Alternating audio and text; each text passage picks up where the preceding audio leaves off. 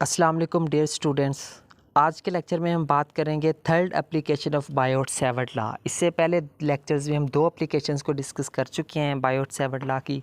आज हम बात करते हैं उसकी थर्ड एप्लीकेशन की, और थर्ड एप्लीकेशन की हमारे पास स्टेटमेंट क्या है, magnetic field due to finite current carrying wire. अगर कोई भी हमारे पास जो है वो फिनाइट करंट कैरिंग वायर मौजूद हो, उसके अराउंड अगर हमने मैग्नेटिक फील्ड कैलकुलेट करनी है तो हम किस तरह से कर सकते हैं। ठीक है, सो उसको हम आज के लेक्चर में डिस्कस करेंगे। यहाँ से इसको हम स्टार्ट करेंगे। ठीक है, the magnetic field is generated when the current I flows from the straight conductor.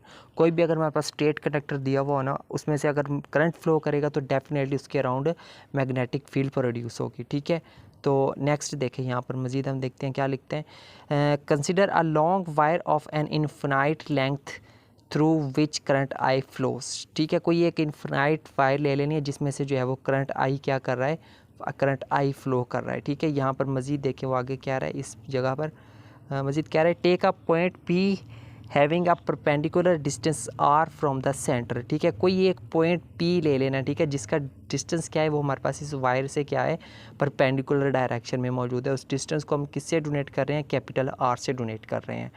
The magnitude of the magnetic field at a point P due to current element IDS having distance R is given by Biot-Savart law. ठीक है, तो उस जो है वो हमारे पास जो है वो क्या कह रहा था, इस जगह पर था मैं। ठीक है, the magnitude of the magnetic field at a point P due to current element IDS। ठीक है, इस पॉइंट पर जो मैग्नेटिक फील्ड जनरेट होगी ड्यू टू दिस पॉइंट, ठीक है, ऑफ लेंथ DS। ठीक है, इसके मुताबिक वो क्या होगी, अकॉर्डिंग टू बायोट-सैवर्ट लॉ वो किसके बराबर होगी, इस फार्मूले के मुताबिक होगी, यानी कि DB is equal to mu naught over 4 dot IDS sine theta over R square. ठीक है, इसके बराबर होगी। इसको हम क्या देते हैं, क्वेश्चन नंबर 1। ठीक है, फिगर को ज़रा ध्यान से देख लेना है।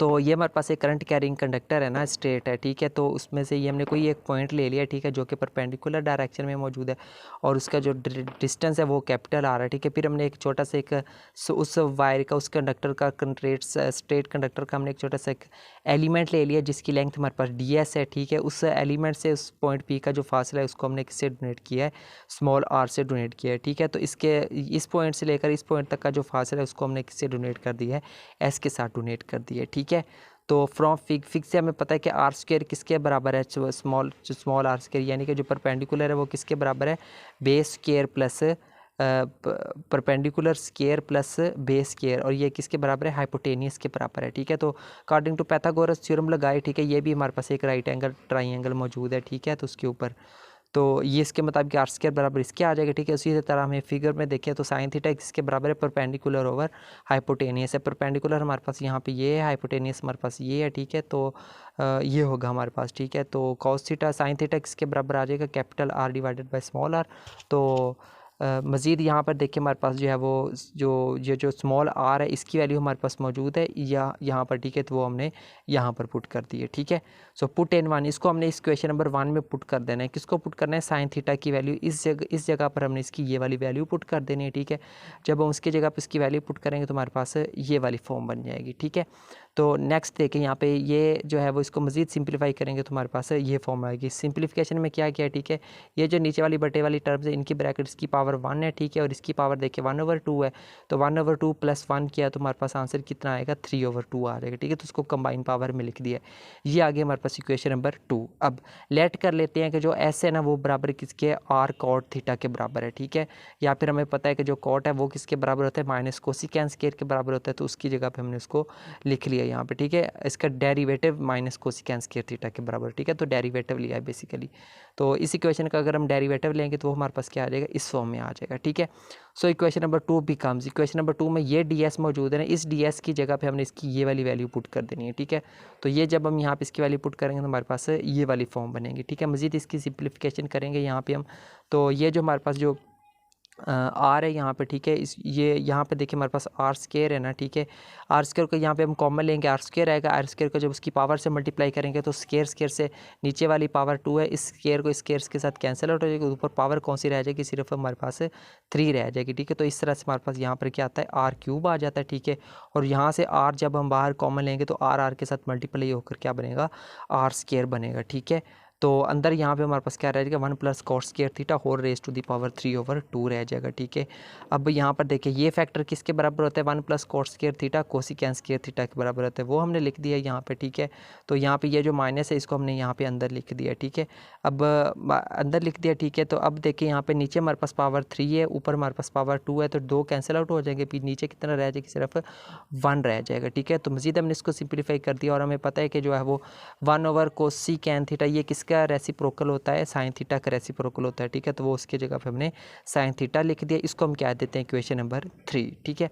अब हम नेट मैग्नेटिक फील्ड फाइंड करते हैं, ठीक है। नेट मैग्नेटिक फील्ड का किसके बराबर आ जाएगी, हम उसको वहाँ पे जो है वो इनफिनाइट लेंथ थी ना उस कंडक्टर की, तो उसके ऊपर कितनी मैग्नेट वो होगी हमारे पास minus infinity to plus infinity, ठीक है। तो या फिर इसको लिमिट्स को हम इस तरह भी सेपरेट करके भी लिख सकते हैं, यानी कि minus infinity to 0 dB plus फिर 0 से हम प्लस इन्फिनिटी तक जाएंगे, ठीक है। तो यहाँ पे अगर हम इसकी यहाँ पे अगर इसकी लिमिट्स चेंज करेंगे, माइनस इन्फिनिटी को ऊपर अपर लिमिट पर ले जाएँ, ऊपर लिमिट को यहाँ पे लोअर पर लेकर आएँ, तो हमारे पास साइन चेंज हो जाएगा, ठीक है। तो प्लस हो गया यहाँ पे, ठीक है। तो ये देखें 2 टर्म्स प्लस में है तो मिलकर कितनी हो जाएंगी 2 इंटू जो है वो क्या आ जाएगा 0 से इन्फिनिटी dB आ जाएगा, ठीक है। इक्वेशन नंबर 3, इक्वेशन नंबर 3 में यहाँ पे हमारे पास देखें dB की ये वैल्यू हमारे पास मौजूद है, ठीक है। तो इस जगह पर dB की वैल्यू ये वाली पुट कर देनी है, ठीक है। इक्वेशन नंबर 3 से निकाल के वो हमने यहाँ पे पुट कर दी उसकी वैल्यू। उसके बाद यहाँ पे अगर हम साइन थीटा को यहाँ पे इंटीग्रेशन करेंगे तो वो क्या आएगी हमारे पास माइनस कोस थीटा के बराबर होती है। लिमिट अप्लाई कर दी हमने 0 से 90 डिग्री, ठीक है। तो यहाँ पर देखिए इसकी जब हम लिमिट्स पर यहाँ पे ये जो माइनस है इसको हमने बाहर निकाल के लिख दिए और लिमिट अप्लाई कर दी upper limit minus lower limit, ठीक है। अपर लिमिट 0 के बराबर होती है, कोस थीटा वो 0 आ गया, ठीक है। लोअर लिमिट कोस थीटा 0 जो कोस 0 1 के बराबर होता है वो हमने लिख लिया यहाँ पे, ठीक है। तो यहाँ पे देखिए 0 - 1 किया तो -1 आ गया, ठीक है। जब हम इसको माइनस और माइनस ये वाला माइनस और ये वाला माइनस मिलकर क्या हो जाएगा प्लस, और ये यहाँ पर देखिए ये चीज़ आ गई हमारे पास। और यहाँ पे देखिए 2 है नीचे 4 है तो 2 1 ज़ार 2 2 2 ज़ार 4, तो आखिर पर हमारे पास क्या रिलेशन आएगा, ये वाला हमारे पास रिलेशन आ जाएगा, ठीक है। और यही वो मैग्नेटिक फील्ड थी जो हमने फाइंड करनी थी, ठीक है स्टूडेंट। तो ये था हमारा आज का लेक्चर, हमने जिसमें हमने थर्ड एप्लीकेशन को डिस्कस किया है बायोट-सैवर्ट लॉ की, ठीक है। तो यहाँ पे आप इसके स्क्रीनशॉट ले सकते हैं। सो ये सेकंड लास्ट पेज था, ठीक है। और ये हमारा इसका फर्स्ट पेज है, ठीक है। सो ये थी हमारे पास third application of Biot Savart law जिसमें हमने मैग्नेटिक फील्ड कैलकुलेट की है due to finite current carrying wire, ठीक है। तो मिलते हैं इंशाल्लाह नेक्स्ट लेक्चर में इसकी फोर्थ एप्लीकेशन के साथ। तब तक के लिए टेक केयर एंड अल्लाह हाफिज़।